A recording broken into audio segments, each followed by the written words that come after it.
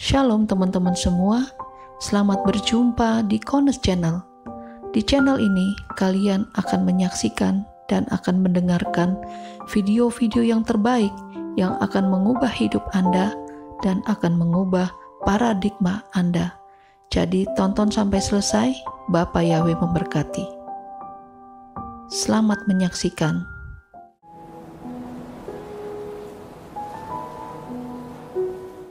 Untuk dapat memahami daftar Elohim ini, kita harus kembali ke akar pola Ibrani yang benar, dengan sudut pandang yang benar. Dengan demikian kita akan melihat kekayaan yang luar biasa. Di luar akar pola Ibrani yang benar, dengan sudut pandang yang benar, itu miskin dan acak-acakan. Ya, jadi untuk mengungkap rahasia ini harus dengan menggunakan titik sudut yang benar. Satuan waktu pola Bapak Yahweh adalah huruf Zayin atau angka 7, karena gematrianya 7. Jadi kita harus paham, dan wakernya Elohim Yahweh, apa itu waker? Alaham, Alarm kok waker itu nama Indonesia punya. Ya, alarmnya Elohim Yahweh adalah Israel. Ya, kita harus memperhatikan Israel sebagai alarm daripada Elohim Yahweh. Kemudian kita wajib ingat juga di tangan saudara dan tangan saya ada Tanak dan Brit Gadasa, Perjanjian Lama dan Perjanjian Baru, yang sudah mencatat, menuliskan semua apa-apa saja yang lengkap dari sejak penciptaan Syamayim sampai di Yerusalem yang baru. Akan tetapi harus diperhatikan penempatan daripada ayat-ayat tersebut, karena ayat-ayat tersebut berserakan dan tersembunyi. Nah, disinilah dibutuhkannya latihan stereogram kalau secara jasmani. Jadi kita mau lihat spiritual stereogram. Iya, jadi kita bisa lihat keindahannya. Ya, ini pentingnya. Nah, kita juga harus paham bahwa prinsip nubuatan adalah pola. Prophecy is a pattern, ya. Prophecy is a pattern. Kita akan masuk di dalam pengajaran ini, time travel session yang ke-31, stereogram Simeon Levi. Ya, kita akan membaca terlebih dahulu ayat-ayatnya, mulai dari Kejadian 33 dan 34. 33 mulai 16 sampai 20 dan kemudian seluruhnya 34. Silakan Brother Enoch, terima kasih. Kejadian 33 ayat 16. Pada hari itu Esau kembali menuju Seir. 17. Dan Yakov berangkat menuju Sukot, lalu ia mendirikan rumah dan ia membuat tempat berteduh bagi ternaknya. Itulah sebabnya ia menyebut nama tempat itu Sukot. 18. Dan Yakov tiba dengan selamat di kota Sikem yang ada di tanah Kanaan. Ketika ia datang dari padang Aram, ia membangun kemahnya di hadapan kota itu. 19. Kemudian ia membeli dari orang Hemor ayah Sichem sebidang tanah dari ladang tempat ia memasang kemahnya dengan harga 100 kesita. 20. Ia mendirikan sebuah mesbah dan menyebutnya Elohim Yisrael. Ialah Elohim. Kejadian 34 ayat 1. Dina, anak perempuan Lea, yang dilahirkannya bagi Yakov, pergi untuk mengunjungi anak-anak perempuan di negeri itu. 2. Sichem, anak Hemor, orang Hewi, raja negeri itu melihatnya dan melarikannya lalu memperkosanya. 3. Tetapi hatinya terpikat kepada Dina, anak perempuan Yakov, dan ia mencintai gadis itu dan menenangkan hati gadis itu. 4. Sichem berkata kepada Hemor, ayahnya, ambillah gadis itu untuk menjadi istriku. 5. Adapun Yakov mendengar bahwa Sichem telah mencemari Dina, sedangkan anak-anak lelakinya masing bersama ternaknya di padang. Yakov mendiamkan hal itu sampai mereka pulang. 6. Lalu Hemor, ayah Sichem, pergi kepada Yakov untuk membicarakan hal itu. 7. Sementara itu, anak-anak lelaki Yakov telah kembali dari padang. Ketika mereka mendengarnya, maka mereka merasa sakit hati, dan hal itu sangat menyulut amarah, karena ia telah berbuat aib bagi Israel dengan memerkosa anak perempuan Yakov, sebab hal itu tidak patut dilakukan. 8. Berbicaralah Hemor kepada mereka, Sichem anakku, hatinya telah terpikat kepada anakmu. Kiranya engkau memberikannya sebagai istri bagi anakku. 9. Dan biarlah di antara kita saling menikahkan, kamu memberikan kepada kami anak-anak perempuanmu, dan kamu mengambil anak-anak perempuan kami. 10. Dan tinggallah bersama kami, karena negeri ini terbuka untukmu. Menetaplah dan kelilingilah dan milikilah itu. Lalu Sichem berkata kepada ayah gadis itu dan kepada saudara-saudara lelakinya, biarlah aku mendapatkan kemurahan di matamu, dan apapun yang kamu minta, aku akan memberikannya. 12. Meskipun kamu bebankan terhadapku sebanyak-banyaknya uang mahar dan bawaan, maka akan kuberikan seperti yang kamu katakan. Tetapi berikanlah gadis itu sebagai istriku. 13. Lalu anak-anak Yakov menjawab kepada Sichem dan Hemor ayahnya dengan tipu muslihat. Dan mereka berbicara oleh karena ia telah menodai Dina, saudara perempuan mereka. 14. Dan berkatalah mereka kepadanya, kami tidak dapat melakukan hal ini untuk memberikan saudara perempuan kami kepada seorang yang tidak bersunat, karena hal itu merupakan aib bagi kami. 15. Hanya dengan inilah kami akan mengizinkanmu apabila kamu menjadi sama seperti kami dengan cara setiap laki-laki di antaramu harus disunat. 16. Maka kami akan memberikan anak-anak perempuan kami kepada kamu, dan anak-anak perempuanmu akan kami ambil, dan kami akan tinggal bersamamu, dan kita akan menjadi satu bangsa. 17. Tetapi jika kamu tidak mendengarkan perkataan kami untuk disunat, maka kami akan pergi membawa anak perempuan kami. 18. Dan perkataan mereka menyenangkan Hemor dan Sichem, anak Hemor. 19. Orang muda itu tidak menunda-nunda untuk melakukan hal itu, karena ia sangat menyukai anak perempuan Yakov. Adapun Sichem seorang yang paling dihormati di antara seluruh kaum keluarga ayahnya. 20. Kemudian masuklah Hemor dan Sichem ke pintu gerbang kota mereka, dan mereka berbicara kepada pria-pria dari kota mereka. 21. Orang-orang ini cinta damai sama dengan kita, maka biarlah mereka tinggal di negeri ini, dan biarlah mereka menjalaninya. Dan lihatlah, negeri ini terbuka luas untuk mereka. Biarlah kita mengambil anak-anak perempuan mereka sebagai istri bagi kita, dan anak-anak perempuan kita berikan kepada mereka.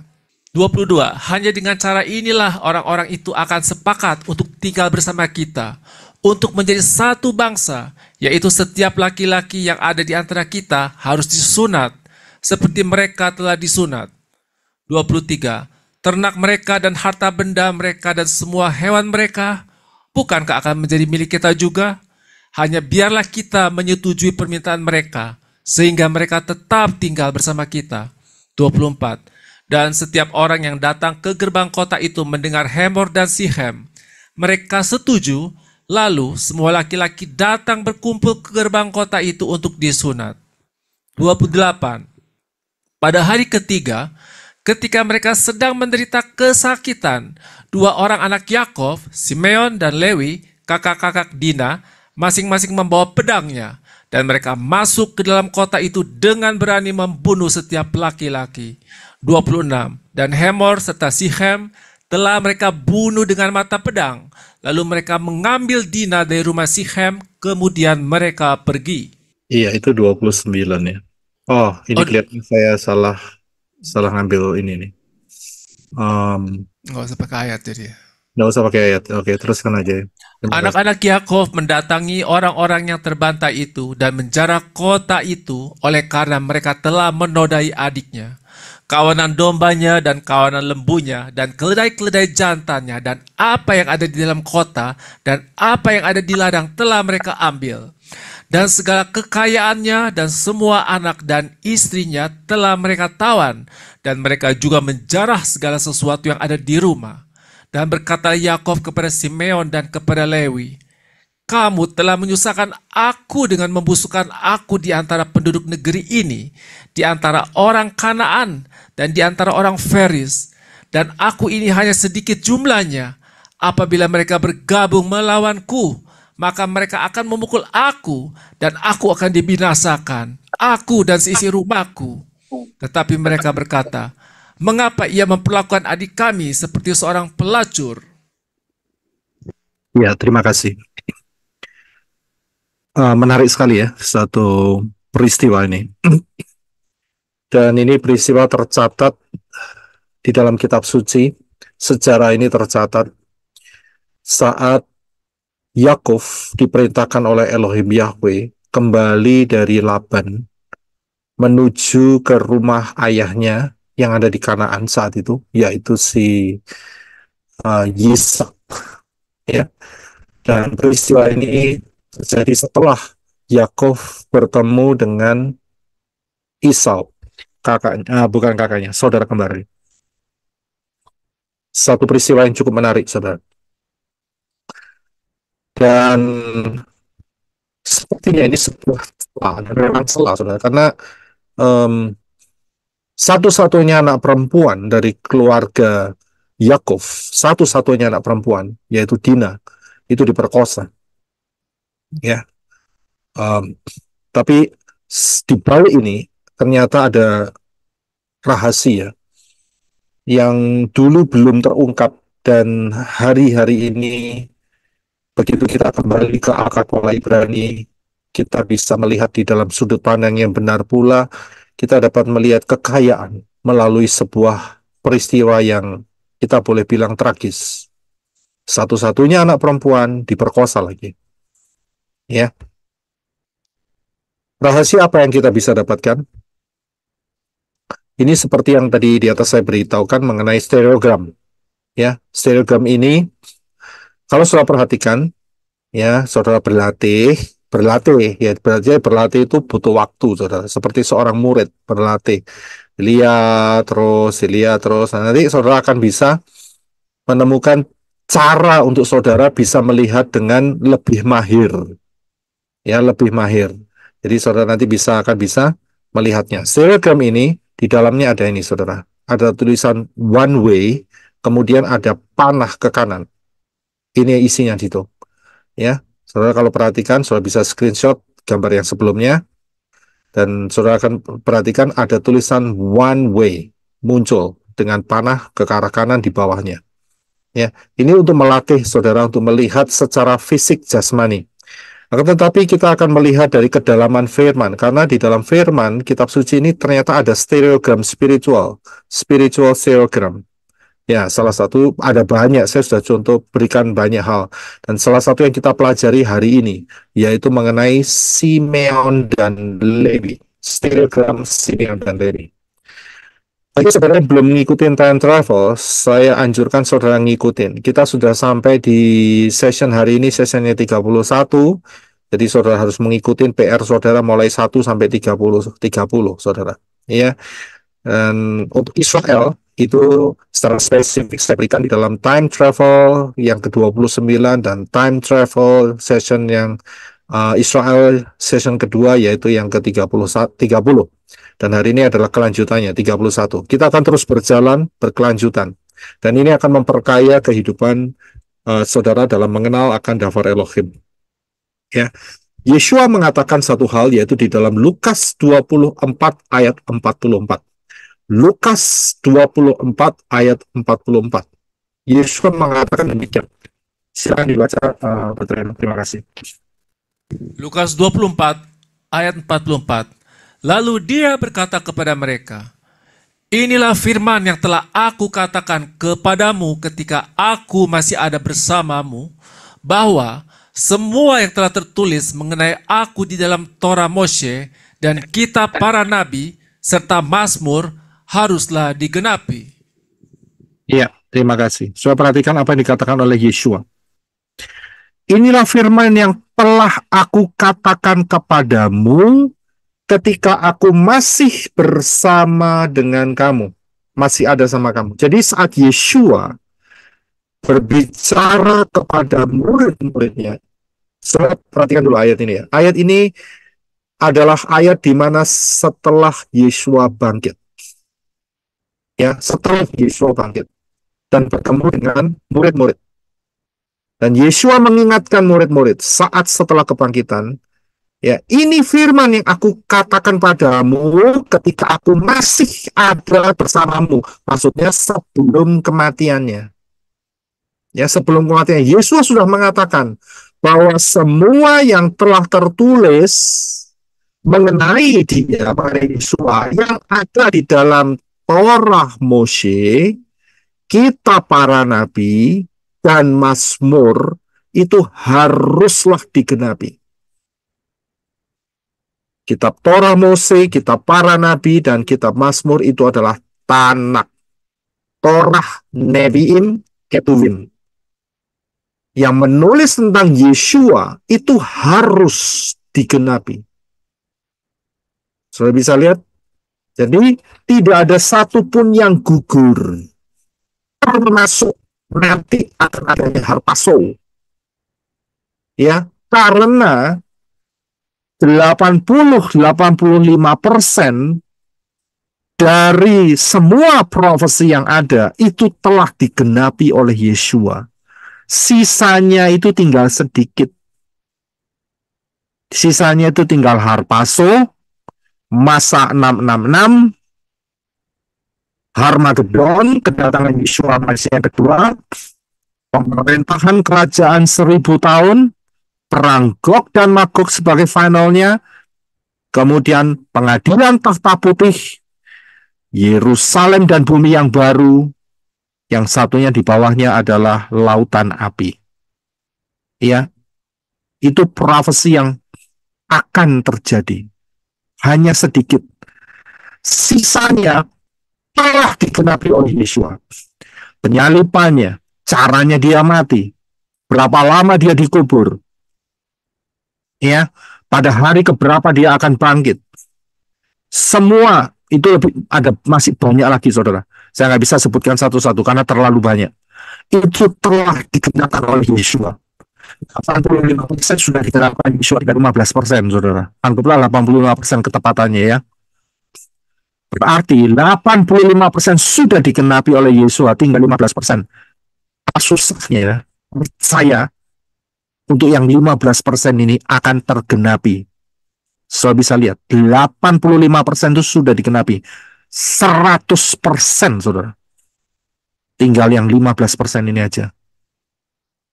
Jadi tidak terlalu sulit untuk posisi saudara dan saya di dalam tahun 2024 ini untuk dapat mempercayai akan Tanakh dan Brit Gadasa. Tidak terlalu sulit sebetulnya. Lebih sulit buat mereka yang jauh sebelumnya, mereka tidak mempunyai banyak resources. Saya bisa lihat, hari ini kita punya banyak resources. Kita ada internet, kita ada computers, kita ada jaringan-jaringan elektronik. Kita punya melihat bukti-bukti yang ada di seluruh dunia. Saya bisa lihat, ini internet itu seperti kita masuk di dalam satu perpustakaan dunia yang besar sekali, saudara. Saya bisa lihat, kita bisa tracking sejarah demi sejarah. 85% sudah digenapi oleh Yeshua. Dan itu 100%, saudara. Tinggal 15%. Kalau nggak percaya, rugi besar. Kita sedikit lagi waktunya. Sudah bisa lihat. Dan apa yang dikatakan semua yang tertulis dalam kitab Moshe, kitab para nabi, kitab Mazmur, itu harus digenapi. Harus digenapi. Jadi tidak ada kemungkinan untuk lolos. Semua harus digenapi. Nah, termasuk peristiwa apa? Peristiwa stereogram Simeon dan Lewi ini harus digenapi. Sudah bisa lihat, kita hanya melihat ke belakang saja. Dengan pengenalan kita yang anugerah Bapaknya kita diberikan, pengenalan sejak ayat-ayat yang ada sejak penciptaan Shamayim sampai Yerusalem yang baru sudah ada di tangan saudara dan saya. Kita bisa melihat keindahannya. Ya, kita bisa melihat keindahannya. Apalagi saudara dan saya sudah digiring ke pola yang benar. Ya, itu penting sekali. Kalau nggak digiring, ya acak-acakan, saudara. Ya, nah, perhatikan ayat yang berikutnya ini. Yaitu dikatakan bahwa tadi kita sudah baca, ya. Saya akan baca potongan-potongannya saja, ya. Dan Yakov, ya, dengan mohon maaf, ayat 17 terlebih dahulu. Dan Yakov berangkat menuju Sukot. Ya. Lalu ia mendirikan rumah dan dia membuat tempat berteduh bagi ternaknya. Itulah sebabnya ia menyebut nama tempat itu Sukot. Nama tempat itu sebetulnya apa? Nama tempat yang dituju saat itu oleh Yakov itu bukan Sukot. Ya, nama tempat itu sebetulnya adalah kota Sikem. Ayat 18 dikatakan, dan Yakub tiba dengan selamat di kota Sikem yang ada di tanah Kanaan. Jadi dia udah di tanah Kanaan. Ya, sudah tahu ya tanah Kanaan ya. Dan dia ada di kota Sikem. Jadi kota Sikem itu ada di dalam tanah Kanaan. Kita bisa lihat. Nah, Sukot ini adalah nama pemberian daripada Yakov. Ayat 17. Itulah sebabnya ia menyebut nama tempat itu Sukot. Sudah bisa lihat. Tapi sebetulnya kota tempat itu adalah Sikem. Sudah paham di sini ya? Kota itu namanya terkenal dengan kota Sikem. Tapi saat Yakov berangkat ke sana, dia mendirikan rumah dan dia membuat tempat berteduh untuk ternaknya dan dia panggil tempat itu Sukot. Jadi nggak Sikem lagi. Sudah paham ya di sini ya? Ya, nah kita akan melihat. Kemudian dikatakan ia membeli dari orang Hemor, ayah Sikem sebidang tanah. Ya, jadi ada orang namanya Hemor, ayahnya Sikem, dia beli sebidang tanah dan memasang kemahnya dengan dari ladang tempat ia memasang kemahnya dengan harga 100 kesika. Kita akan memperhatikan beberapa hal. Yang pertama adalah yaitu Hemor dan Sikem. Itu terlebih dahulu. Ya, Hemor dan Sikem. Nah, Hemor dan Sikem, kalau kita lihat, kalau saudara pasti punya akses untuk internet ya, saudara bisa buka di Sabda. Itu yang lebih gampang ya, lebih mudah. Saudara perhatikan, saudara cari kata Hamor ya, dan kemudian kata Sekem. Ya, itu leksikon Ibrani, jadi huruf-huruf Ibrani. Hamor, ya, kalau kita lihat definisinya, itu adalah nomor satu, ya, the Hiphite prince of the city of Shechem when Jacob enter Palestine. Ya, keliru ya, Palestine itu Kanaan, bukan Palestine ya, jadi salah. Ya, jadi dia ketemu dengan Hemor, ya, prince of the city of Shechem. Jadi dia adalah prince itu pangerannya ya, ketuanya di sana ya, pangerannya di sana. Kemudian Sikem itu adalah anaknya Hemor ya, anaknya Hemor. Nah, kalau kita lihat definisinya, kita lihat Sikem dulu ya, kita lihat Sikem itu artinya adalah back atau shoulder ya, jadi bahasa Indonesia adalah punggung atau bahu. Back itu punggung atau belakang, bagian belakang. Ya, bisa juga disebut sebagai shoulder atau bahu. Ya, paham ya di sini ya. Nah, sekarang kita lihat mengenai Hamor. Apa itu Hamor? Ternyata Hamor itu, tadi saya sempat singgung sedikit, yang nomor satu adalah prince daripada atau pangeran dari pemimpin kota dari Shechem. Ya. Nah, itu dikatakan Hamor adalah he-s. Nah, ini ya. Saya kasih panah merah he-s. Nah, kalau he-s ini diterjemahkan apa ini kira-kira?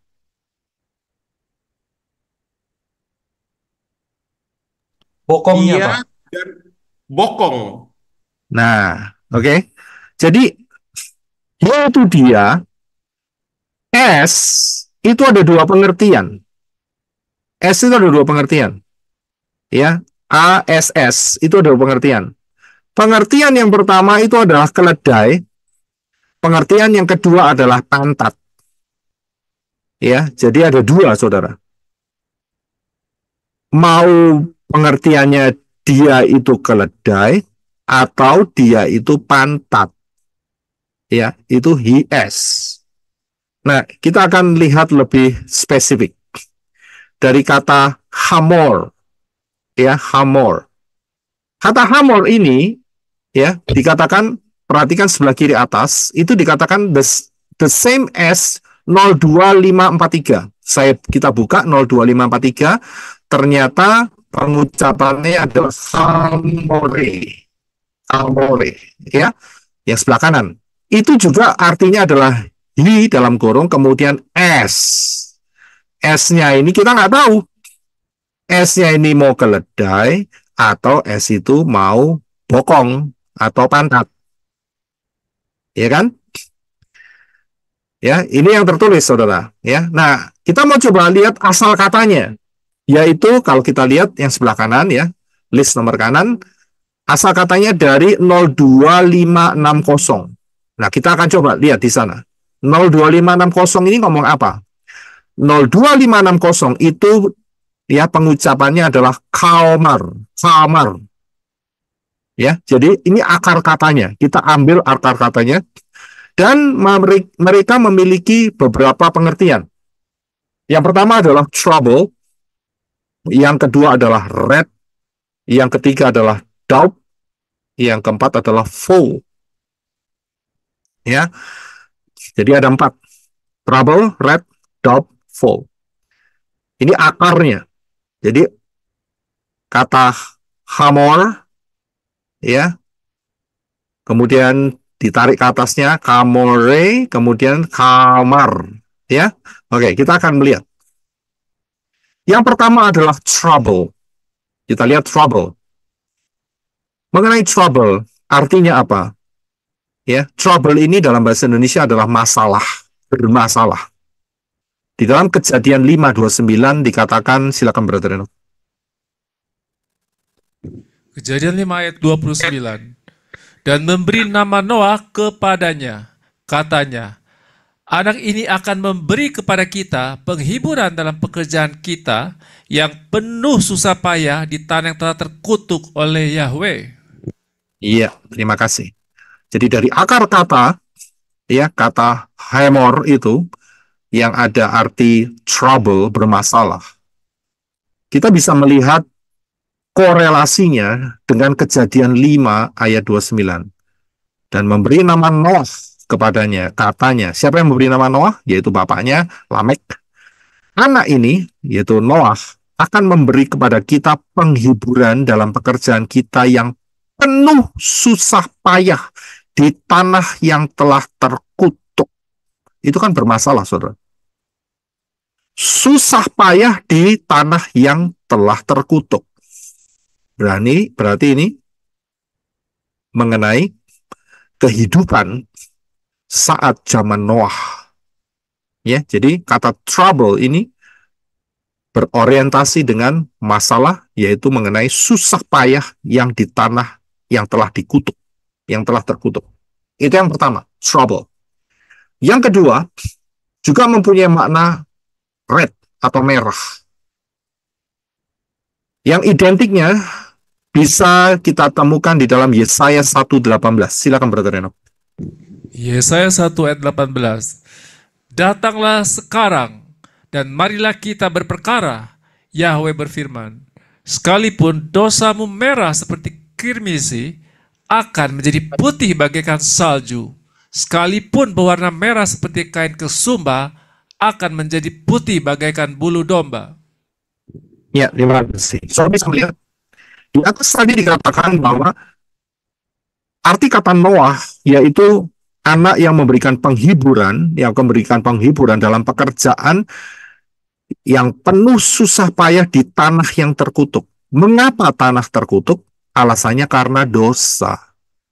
Dalam Yesaya 1:18, dosamu merah seperti kirmisi. Kalau saudara perhatikan ayat ini konotasinya dengan peristiwa apa? Yom Itu yang melepaskan apa ya? Yang Azazel itu ya? Yom Yang domba. Kippur. Om Kippur, Pak. Yom Yom Kippur. Kippur. Yom Kippur. Karena Yom Kippur, saat Yom Kippur ada 2 kambing yang disediakan. Dan mereka buang undi, yang satu yang kena bagian yang harus disembelih akan dikorbankan, sedangkan yang satu harus dilepas, tapi di lehernya diikat kain kirmisi berwarna merah. So, bisa lihat Begitu dilepas, mereka kambing itu pergi ke padang belantara, padang gurun, dan mati di sana. Kemudian kain gerimisnya menjadi putih, itu suatu tanda di mana dosa Israel diampuni. Sudah bisa lihat? Jadi merah itu berhubungan dengan dosa. Dan ada hubungannya dengan tanah yang terkutuk. Sudah bisa lihat? Jadi ada hubungannya. Kemudian, selain bermasalah, selain merah, kemudian ada dot. Ya, bacanya betul ya? Brother Henok, betul ya? Atau siapa yang bisa bahasa Inggris? Angel, Elizabeth Sinin? Ya, betul. Ya, Dot. Dot ini artinya adalah memulaskan, mengoleskan, atau pulasan. Saya mau mencoba untuk menggunakan translation. Ternyata maksudnya adalah melapisi atau mengolesi suatu permukaan dengan bahan yang tebal atau lengket dengan cara yang kasar atau sembarangan. Jadi acak-acakan ceritanya. Ya. Jadi mungkin sebelumnya sudah rapi, bagus, kemudian dilapisi dengan cara atau dengan bahan yang lengket, yang apa itu namanya, yang tebal, lengket sekali, dan caranya itu acak-acakan sembarangan. Besar lagi. Ini persis ceritanya mengenai apa? Mengenai saat kejatuhan malaikat-malaikat yang memberontak kepada Bapa Yahweh dan mereka dibuang di bumi. Apa yang mereka kerjakan? Yaitu dalam Kejadian 1 ayat 2. Tapi kita akan baca Kejadian 1 ayat 1 dan 2. Silakan, Brother. Kejadian 1 ayat 1 dan 2. Pada mulanya Elohim menciptakan langit dan bumi. Bumi belum berbentuk dan kosong. Kegelapan ada di atas permukaan samudra raya. Roh Elohim mengeram di atas permukaan air itu. Sudah bisa lihat? Terima kasih. Sudah bisa lihat? Elohim Yahweh menciptakan langit dan bumi itu sudah lama. Sudah bisa lihat? Sudah lama. Syamayim sudah diciptakan, bumi sudah diciptakan, tapi saat itu bumi masih kosong. Tapi tertata dengan rapi. Kejadian 2. Uniknya dikatakan bumi belum berbentuk, kosong dan gelap. Sudah bisa lihat? Ada apa di antara Kejadian 1 ayat 1 dan Kejadian 1 ayat 2? Ada apa? Ternyata ada peristiwa besar di mana malaikat-malaikat pemberontak ini dibuang ke bumi. Sudah bisa paham? Dan disitulah mereka mengacak-ngacak, yaitu top tadi, memulaskan. Jadi bumi yang sebetulnya sudah rapi dipersiapkan untuk ada penghuni manusia, untuk memuliakan nama Yahweh, ternyata diacak-acak oleh setan. Ya, inilah salah satu arti definisi daripada kamar. Ya, hemor. Nah, kemudian tadi ada trouble, masalah, ada red, merah, ada dot. Yang keempat adalah full. Apa itu full? Apa itu full? Kesalahan. Bukan. Full ini bukan kesalahan. Full ini, Besuk oderi. iya, full ini adalah busuk. Saudara tahu? Penyakit apa yang membuat membusuk kulit? Kusta, lepra, Lepra. kusta. Ini membuat tubuh yang segar menjadi busuk karena bakteri lepre. Saudara bisa lihat, bahkan membuat orang buta. Saudara bisa lihat, bahkan buat orang buta. Tangannya, jari-jarinya putus, menular lagi, membusuk. Saudara bisa lihat, jadi fondasi kata kamar, hemor, itu adalah masalah, dosa merah, masalah karena kutuk, dosa karena merah karena dosa, drop itu karena diacak-acak, dan kemudian yang keempat adalah membusuk. Saya bisa lihat, dari sini kita bisa meraba. Kira-kira Hemor itu artinya apa? Saya bisa lihat, kalau Sikem, punggung atau bahu, itu gambaran mengenai gambar ini, saudara. Ini gambar apa? Orang lagi apa ini? Pingsan atau Pingsan. mati? Tidak, Mabuk. bukan pingsan. Mabuk. Mabuk ini bukan mati. Ini kalau saudara ke Jepang, bukan Jepang, Nihon, saudara pasti mungkin kelihatan seperti orang-orang seperti ini. Mereka kelelahan tidur karena workaholic. So, bisa lihat, mereka sudah nggak sempat pulang, mereka kerja dengan hours, dengan jam yang begitu panjang, dan mereka tidur dimanapun mereka bisa tidur. So, bisa lihat, ini bicara mengenai perbudakan. Sikem itu gambaran perbudakan. Sedangkan Hemor itu bicara mengenai apa? Mengenai dunia atau bumi yang sudah acak-acakan yang jatuh. So, bisa lihat, karena setan jatuh dari Shamayim. Itu hasilnya, the result of Satan's fall from heaven. Hasil dari Satan dibuang dari Shamayim. Apa yang terjadi? Kekacauan, kebusukan. So, bisa lihat, ekonomi yang acak-acakan, perang, pembunuhan, penyesatan, busuk. So, bisa lihat, ini the United Religions ini kan kebusukan spiritual ini. Saya bisa paham di sini maksudnya kebusukan spiritual, mengalihkan orang untuk percaya bahwa semua menyembah Tuhan yang sama. Ini kan busuk, saudara. Najis di hadapan Bapa Yahweh, seperti kusta. Inilah Hemor dan Sikem. Itu adalah gambaran dunia yang telah jatuh dan kemudian isinya diperbudak. Ya, diperbudak. Saudara, jangan ambil conclusion dulu. Kita baru bicara soal Hemor dan Sikem. Masih banyak, saudara. Nanti saudara akan lihat lebih jelas. Ingat, ini adalah stereogram. Jadi ngelihatnya pelan-pelan dan saudara akan bisa melihat dimensinya. Jadi jangan saya sudah ngerti nih Hemor Sikem begini. Dan saudara mengambil satu konklusi. Tunggu dulu, stop. Saya akan berikan sudut demi sudut sehingga saudara paham mengenai kisah di dalam Kejadian 34 ini. Sudut demi sudut. Hemor dan Sikem. Ini yang pertama.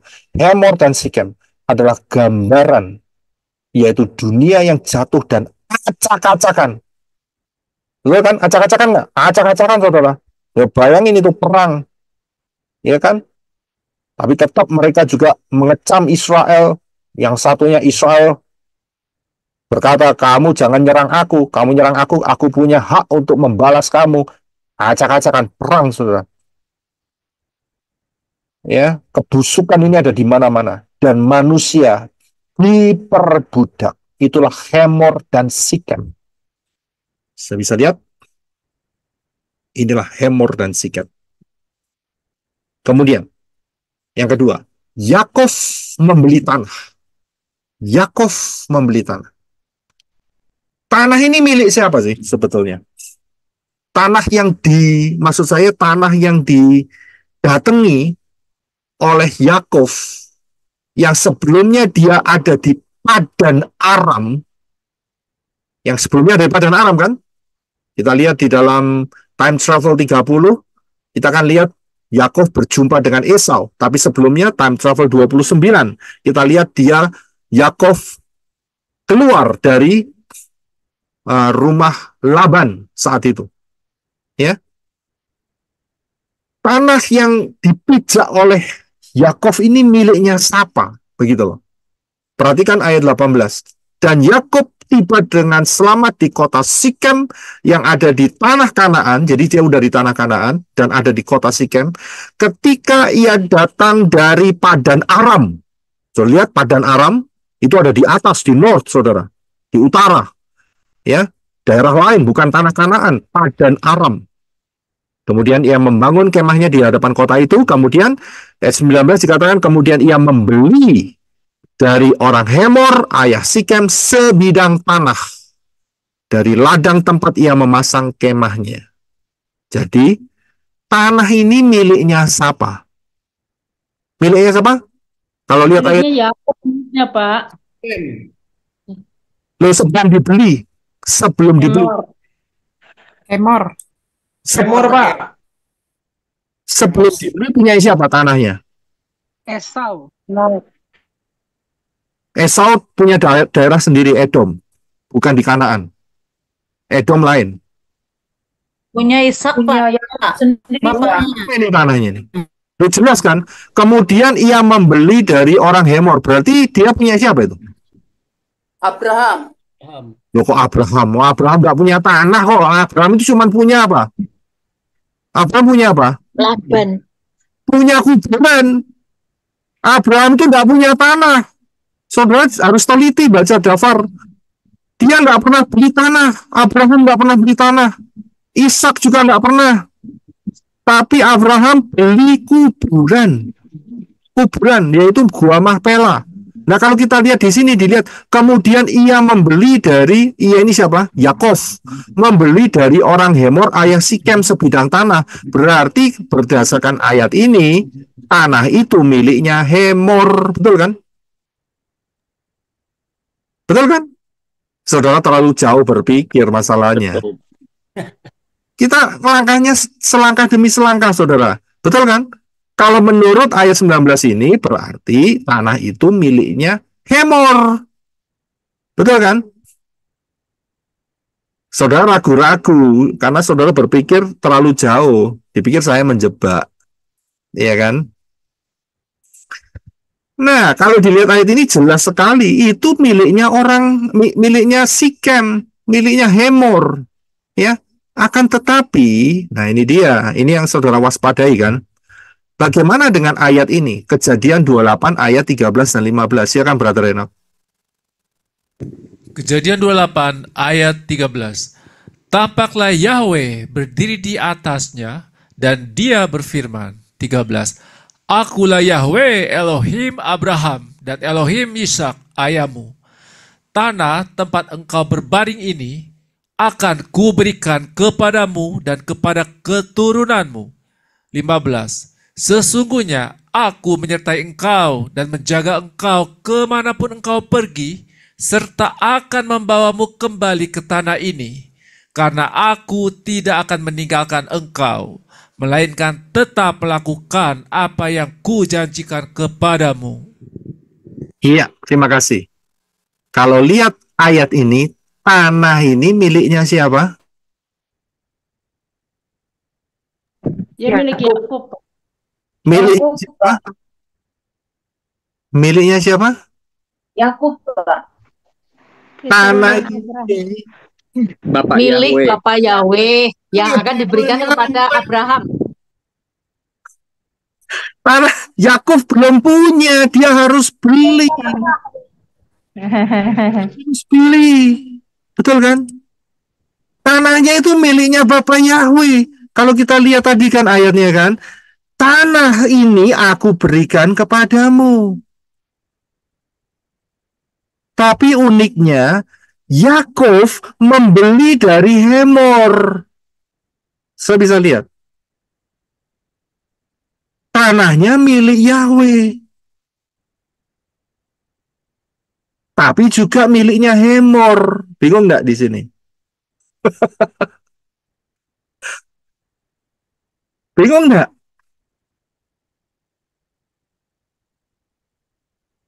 Ini milik ya bawa Yahweh atau milik Hemor? Bapak Yahweh, Pak.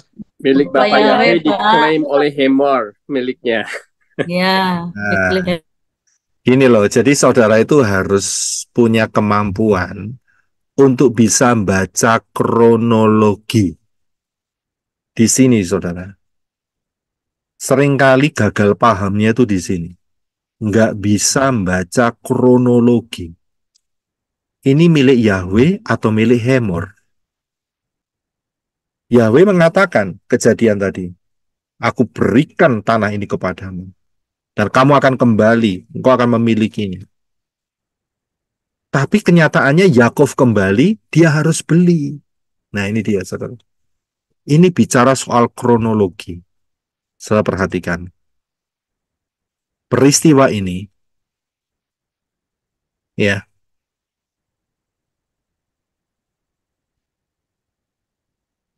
peristiwa ini sebetulnya gambaran dari apa?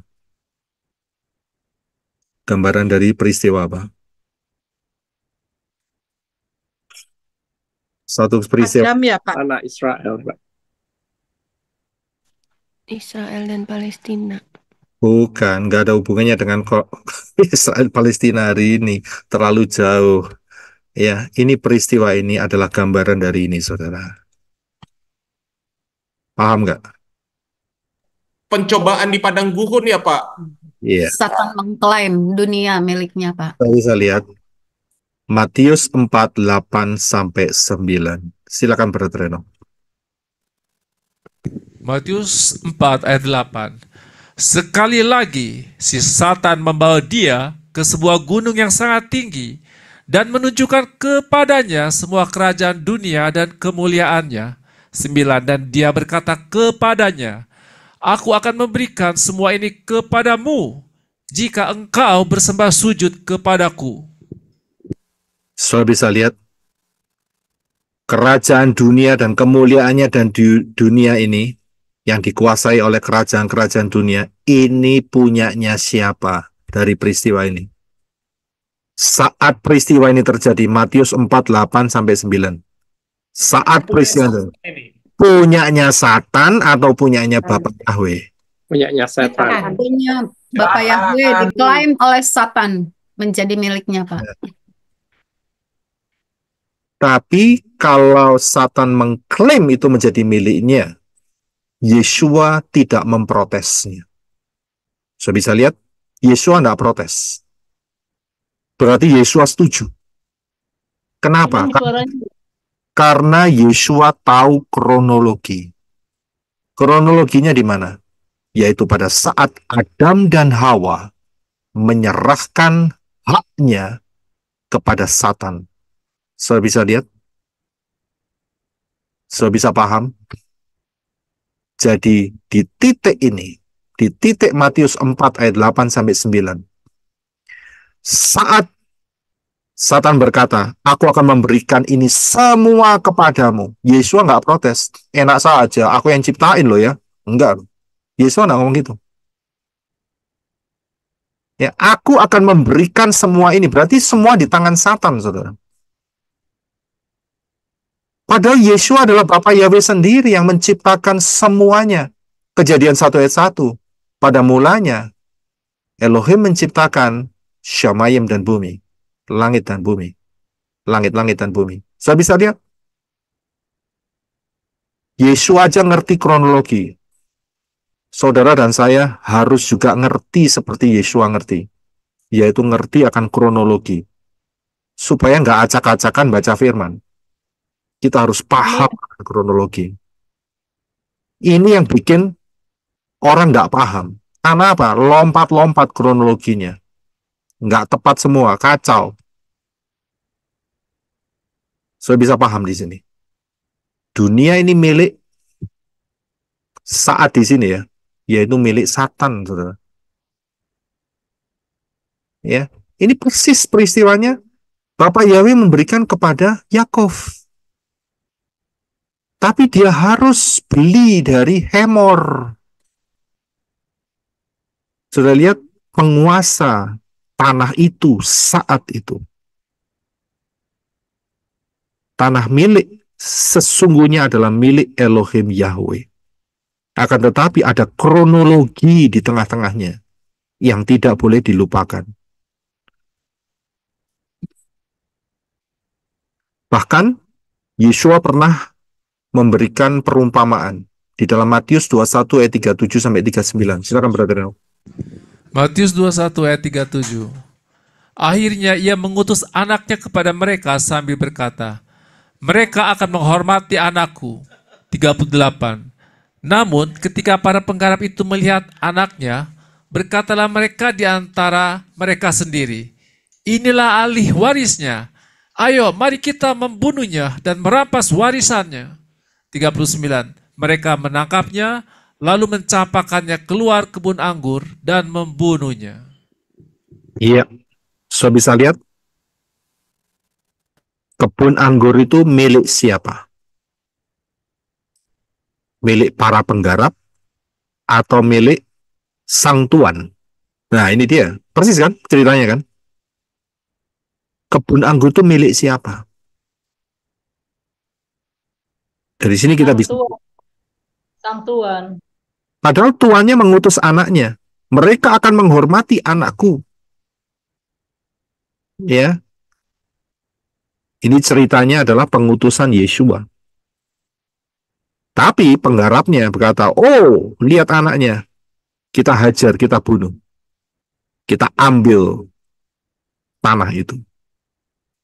Ini ahli warisnya, ayo kita bunuh, kita rampas wasiatnya. Saya bisa lihat, tanah itu milik siapa? Jadi jawabannya adalah kronologinya kita harus lihat terlebih dahulu. Sudah paham? Kita harus lihat kronologinya terlebih dahulu. Ya. Dan Elohim Yahweh bergerak di dalam kronologi itu. Ya, bergerak di dalam kronologi itu. Satu ayat lagi di dalam Yohanes 1 ayat 10 sampai 11. Silakan Brother Reno. Yohanes 1 ayat 10. Dia ada di dalam dunia, dan dunia telah dijadikan olehnya, tetapi dunia tidak mengenalnya. 11. Dia datang kepada umat kepunyaannya, tetapi mereka tidak menerima dia. Sudah bisa lihat? Dunia telah dijadikan olehnya. Oleh siapa? Oleh Yeshua. Lihat ini, dia ada di dalam dunia. Ya, ini kesaksiannya Yohanes loh. Dia ada di dalam dunia. Siapa yang dalam dunia? Yeshua. Dan dunia telah dijadikan olehnya loh. Yeshua yang jadikan loh. Jelas dong, dia Bapak Yahweh sendiri dalam tubuh serupa dengan manusia kok. Sudah bisa lihat. Dunia ini dijadikan oleh Yeshua loh. Saudara paham ya? Jadi nggak ada dua pribadi, satu pribadinya. Tetapi dunia tidak mengenal dia. Dia datang kepada umat kepunyaannya. Siapa umat kepunyaannya? Israel. Tapi tidak menerima dia. Tidak menerima Yeshua. Sampai hari ini, saudara. Saya bisa lihat. Ya, jadi kita harus tahu fase-fasenya loh, kronologinya kita harus tahu. Nah, 2024 ini dunia milik siapa? Satan. Masih milik setan. Nah, jadi kita harus paham kronologinya. Ya, dunia ini masih tidak seluruhnya dikuasai oleh Satan karena ada saudara dan saya, di dalam saudara dan saya ada ruah Yahweh Elohim yang memberikan impact kepada dunia ini. Yeshua mengatakan, kamulah terang dunia. Dan juga Yeshua mengatakan, kamu garam. Betul? Untuk dunia ini. Saya bisa lihat. Jadi impact. Saudara dan saya kasih impact. Ya, entah orang itu mau terima nggak terima itu bukan urusannya di situ, lain cerita. Itu free will. Tapi dari sisi impact saudara dan saya yang ada ruah Yahweh Elohim di dalam saudara dan saya, ini memberikan impact di sekitar saudara, di keluarga saudara, di komunitas saudara, tempat pekerjaan, dimanapun saudara berada. Saya bisa paham. Di dalam saudara dan saya ada kuasa yang dari Elohim Yahweh. Sehingga kita bisa klaim bahwa dunia ini adalah milik Bapa Yahweh. Saya bisa lihat. Tapi di satu sisi, penggenapan, yaitu Satan akan dibelenggu, belum terjadi. Akan terjadi, tidak akan lama lagi. Tidak akan lama lagi. Tapi sebelum itu terjadi, akan terjadi peak atau puncaknya, yaitu masa 666 yang hanya 3,5 tahun. Full control dari Satan, tapi disitulah murka Yahweh Elohim akan turun. Saya bisa lihat, buat saudara dan saya, kita sudah tidak ada di masa itu. Kita sudah harpazo. Amin. Jadi saudara bisa lihat, kita harus lihat dari kronologinya, nggak asal langsung, oh ini dunia milik Bapak Yahweh. Nah kalau gitu kenapa kok sampai sekarang kejahatan masih ada? Kalau milik Bapak Yahweh nanti kerajaan 1000 tahun, saudara. Saudara bisa lihat, 100% itu. Nggak ada yang berlaku jahat di gunung Elohim Yahweh. Tidak ada. Itu bicara mengenai di dalam kerajaan 1000 tahun. Ya, di dalam kerajaan 1000 tahun. Yerusalem yang baru itu nanti setelah itu. Ya, kerajaan 1000 tahun. Tidak ada yang berlaku busuk di gunungku yang kudus. Tapi hari ini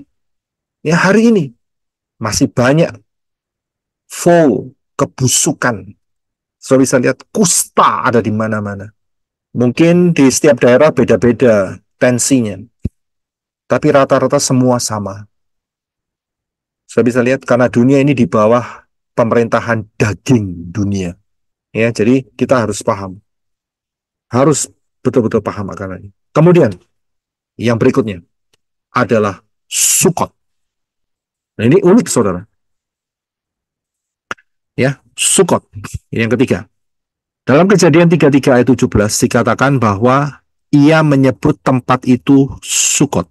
Ya, ia menyebut tempat itu Sukot. Kita barusan mengadakan perayaan Sukot. Ya, baru saja selesai minggu yang lalu mengenai Sukot, dan pembahasan Sukot ada 4 seri di sana mengenai Sukot. Dan kita tahu Sukot itu bicara mengenai Kelahiran Yesua dan kerajaan 1000 tahun, Pak. ya, kelahiran Yesua, kerajaan 1000 tahun, ya, itu Sukot. Peristiwa ini cukup unik, saya bilang. Begitu Israel dari Padan Aram, daerah utara, turun ke Kanaan, dan kemudian dia berkemah dan mendirikan rumah, dan kemudian ternaknya kan banyak, betul kan? Wong dia bisa kasih kado apa itu namanya? Kado pelicin, supaya kakaknya bukan kakaknya, supaya siapa itu namanya? Saudara kembarnya surut kemarahannya, paling tidak kan dia sudah mencoba, ya kan? Dikasih amplop, begitu. Kalau zaman sekarang. Ya, tapi kalau zaman dulu mereka kan nggak ada kertas, jadi nggak ada amplop, uang kertas nggak ada, ya. Jadi mereka kasih ternak, ya, dikasih ternak, ya, ternaknya biar dibuat peternakan, dibuat makan, di barbecue, macam-macam. Ya, tapi sebetulnya itu konsepnya kan sebagai pelicin, begitu, saudara. Ya, untuk zaman sekarang. Turun ke sana dan kemudian ingat loh, Yakov ini bukan grup kecil loh. Besar sekali. Kekayaannya luar biasa. Ya, kekayaannya luar biasa. Dan apa yang terjadi? Di sana dia harus bikin sukah. Tempat-tempat berlindung, tempat-tempat berteduh maksud saya. Dan dia kasih nama Sukot. Ya. Nah, kalau kita lihat Sukot, ini berhubungan dengan kerajaan 1000 tahun. Yang belum dengar pengajaran Sukot, PR buat saudara, dengerin 4 pengajaran. Ya, banyak lagi saudara, sudah banyak itu ya. Jadi Sukot ini bicara mengenai kerajaan 1000 tahun. Inilah Sukot. Ya, Wahyu 14 ayat 1 sampai yang keempat. Silakan, Wahyu 14 ayat 1 dan 4. Silakan Brother Reno. Wahyu 14 ayat 1 dan 4. Aku melihat anak domba yang berdiri di atas gunung Sion, dan bersama dia ada 144.000 orang yang mempunyai nama Bapanya yang tertulis pada dahi mereka. 4b. Mereka ini adalah orang-orang yang mengikuti anak domba kemanapun dia pergi. Mereka ini sudah ditebus dari antara manusia sebagai buah sulung di hadapan Elohim dan anak domba. Iya, terima kasih. Jadi 144.000 orang ini adalah penduduk mula-mula daripada Sukot. Sukot dalam arti kerajaan 1000 tahun. Saya bisa lihat karena mereka ditebus dari antara manusia. Ya, ditebus. Jadi harus dibayar. Ngerti maksudnya? Ditebus itu dibayar, saudara. Ya, saudara tahu namanya penggadaian. Ya tahu kan ya? Iya, Pak. Jadi kisahnya itu gini. Dunia ini digadaikan oleh Adam dan Hawa. Ya, digadaikan. Dunia yang digadaikan, jadi barang ini digadaikan sama Adam dan Hawa kepada setan. Digadaikan. Ya, digadaikan. Kemudian harus ditebus kembali. Ya, ditebus itu dengan harga. Karena itu dalam kisah Yakov selama ada di Sukot itu, dia beli tanah itu. Beli itu berarti dia menggunakan uang untuk menebus. Padahal pemiliknya itu, yaitu Yahweh, sudah janji sama dia. Tanah ini jadi milikmu. Tapi ini harus ada sistem, dari kisah itu adalah sistem tebus. Saya bisa lihat 6.000 tahun dunia ini dikuasai setan. Harus ada yang nebus. Saya bisa lihat. Harus ada yang nebus. Dan saat penebusannya itu adalah kerajaan 1000 tahun. Itulah Sukot. Saudara paham di sini? Bisa ngerti? Iya. Nebusnya kapan? Nah, itu lain cerita lagi, saudara. Nebusnya kapan itu lain cerita. Nebusnya kapan itu soal kematian Yesua. Itu besok. Itu besok. Kepanjangan nanti masalahnya. Masih panjang nih, saudara. Saya baru setengah. Penasaran, Pak. Penasaran. Saya baru setengah ini. Ya, saya baru setengah. Jadi besok itu soal nebusnya. Tapi prinsipnya adalah dunia ini harus ditebus dari tangan setan. Diambil kembali dengan harga. Itu maksudnya. Karena itu Yakov harus bayar cepek. Tahu cepek? 100. Ya, cepek 100.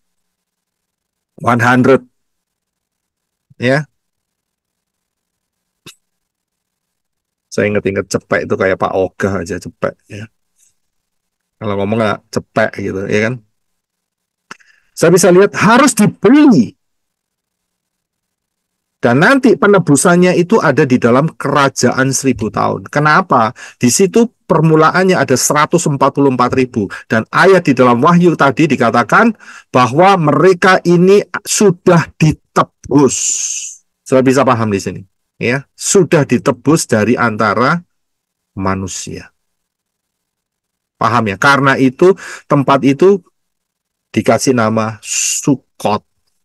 Yang berhubungan dengan maknanya berhubungan dengan kerajaan 1000 tahun. Sukot karena memang saat itu Yakov nggak mungkin belum ngerti ya soal kerajaan 1000 tahun. Yang ngerti pokoknya dia gembala, dia punya sukah atau kemah-kemah untuk ternaknya berteduh itu sudah cukup. Tapi buat saudara dan saya menjadi satu kekayaan. Saya bisa lihat. Ya, dikasih nama Sukot, dan itu ternyata berhubungan dengan perayaan Sukot, dan ternyata berhubungan dengan kerajaan 1000 tahun, dan berhubungan dengan 144.000, dan mereka ini adalah manusia, mereka ini adalah orang-orang Israel yang ditebus dari antara manusia. Ditebus itu dibeli. Paham? Jadi kembali lagi, karena itu Yakov membeli. Yakov membeli. Nah, ini dia. Yang berikutnya adalah 100 kesita dan Elohe Yisrael. Kita akan berhenti setelah setengah penjelasan ini. Setengah penjelasan ini. Ya, besok kelanjutan. Ini masih separuh, saudara. Belum selesai, saudara. Ya, sekarang kita akan lihat 100 kesita. Dalam Kejadian 33:19 dikatakan bahwa dengan harga 100 kesita. 100 itu huruf Ibraninya adalah kof. Ya, kof. Itu huruf Ibraninya. Angka gematrianya adalah 100. 100 ini mempunyai piktograf, itu adalah sun of horizon dan mempunyai makna juga behind. Sun of horizon itu artinya matahari ada di cakrawala. Bisa terbit dan juga bisa juga berarti behind atau di belakang. Ini luar biasa. Kenapa kok belinya enggak 300? Shin atau resh 200? Enggak. Tapi belinya pakai huruf kof 100. Ini ada maknanya, saudara. Maknanya apa? Ya, sebelum masuk di sini. Kalau kita lihat, ya, kalau kita lihat Sukot ini, ternyata ada satu peristiwa. Ya, ada satu peristiwa, yaitu peristiwa apa? Di tempat ini, peristiwa Yosua 24 ayat 32. Silakan Brother Reno. Yosua 24 ayat 32. Dan tulang-tulang Yosef yang Bani Israel bawa keluar dari Mesir, mereka kuburkan di Sikhem, di bagian tanah yang telah Yakov beli, dengan 100 keping perak dari anak-anak Hemor, bapak Sikhem. Dan itu menjadi warisan bagi suku Yosef. Iya, saya perhatikan. Jadi tanah, sebidang tanah yang dibeli untuk membangun rumah oleh Yakov saat itu dengan harga 100 kesita atau 100 keping perak. Disitulah tempat peristirahatan daripada tulang-tulang Yosef. Ya, disitulah letaknya. Dan tulang-tulang Yosef yang Bani Israel bawa keluar dari Mesir, kalau saya boleh tambahin, oleh Yosua, mereka kuburkan di Sikem, ya toh? Sikem kan tadi, di bagian tanah yang telah dibeli Yakov dengan 100 keping perak atau 100 kesita dari anak-anak Hemor, bapak Sikem, dan itu menjadi warisan bagi suku Yosef. So bisa lihat, tempat itu yang dikatakan Sukot oleh Yakov, tempat itu menjadi warisan bagi suku Yosef. Mengapa Yosef? Mengapa tidak Dan? Mengapa tidak Manasye? Mengapa tidak Efraim? Mengapa Yosef? Mengapa? Kalau tidak salah dia menggantikan posisi Ruben ya, yang sulung ya. Ya, terima kasih. Jadi itu ayatnya ada di dalam 1 Tawarikh 5:1. Mengapa Yosef? Silakan Brother Enoch dibaca. 1 Tawarikh 5 ayat 1. Dan anak-anak Ruben, anak sulung Israel, karena dia yang sulung, tetapi karena dia mencemarkan tempat tidur ayahnya, hak kesulungannya diberikan kepada anak-anak Yosef, anak Israel, dan sisilah itu tidak diperhitungkan sesuai dengan hak kesulungan. Ya, terima kasih. Jadi yang menjadi menerima hak kesulungan daripada keturunan Yakov adalah Yosef. So bisa lihat, bukan Ruben. Ruben adalah anaknya dari Lea. Betul ya? Padahal Lea juga memberikan budaknya. Rahel memberikan budaknya, Bilha dan Silpa. Tapi Bilha dan Silpa, anak-anaknya tidak diperhitungkan sebagai anak sulung. Anak sulung diambil dari istri yang sahnya, yaitu antara Lea atau Rahel. Lea punya anak sulung Ruben, tapi Ruben mencemarkan tempat tidur ayahnya. Saudara bisa lihat? Karena itu Ruben kehilangan hak kesulungannya dan kemudian transfer kepada Yosef.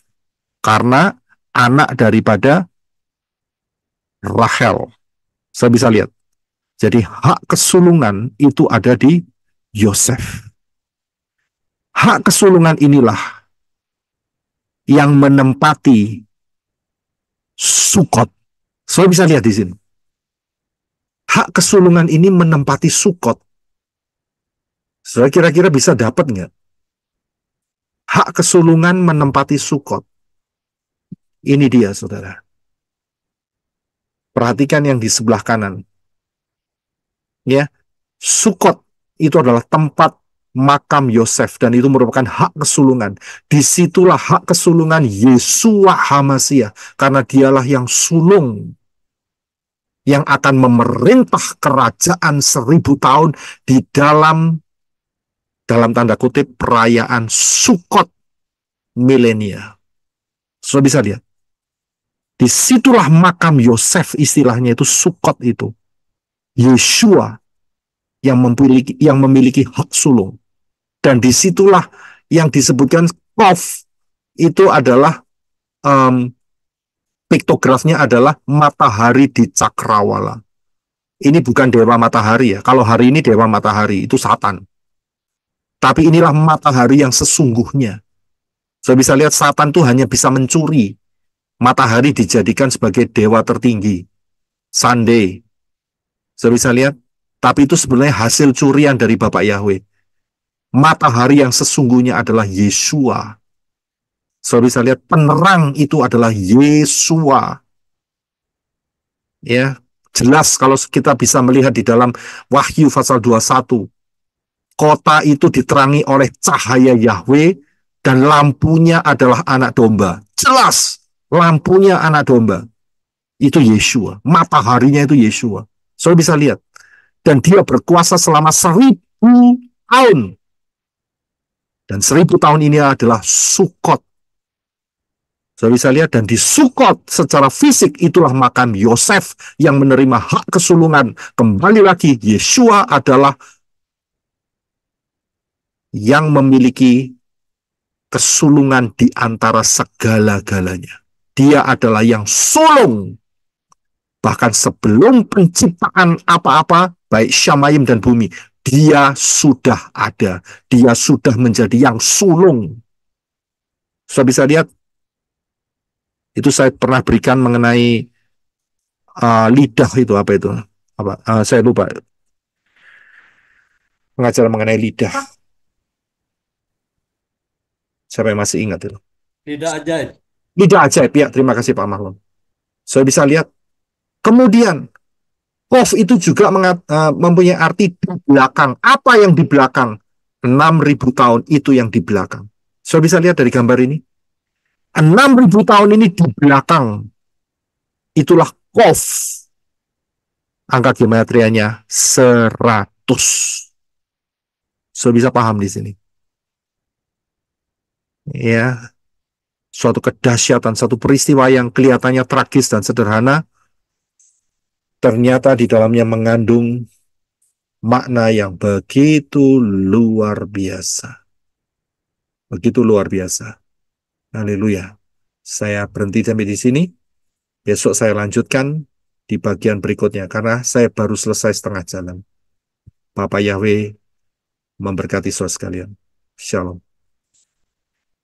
Haleluya. Pak Yosef. Bapak Yahweh Pak Yosef. Haleluya. luar biasa. Saya bisa lihat baru setengah, saudara. Baru setengah. Ya, baru setengah.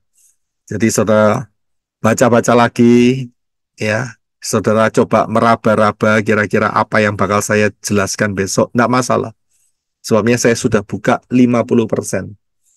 Ya, 50%. Sebetulnya bukan 50%, 40%. Ini baru 40% ya.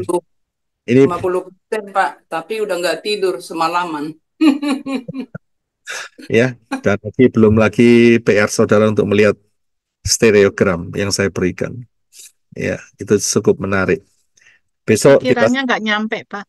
nggak nyampe. Haleluya.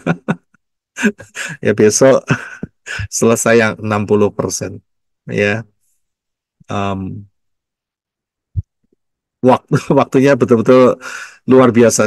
Saya begitu mempersiapkan ini, ternyata banyak yang ditambahi oleh Roh Yahweh Elohim. Ini begini. Wah, luar biasa. Sangat dahsyat.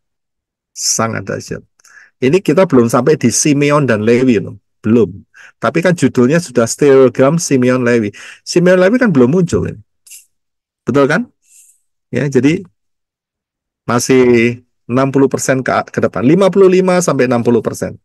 Puji Bapa Yahweh, kita stop dulu di sini. Saudara bisa perenungkan, ya, menikmati dari segala sudut yang luar biasa.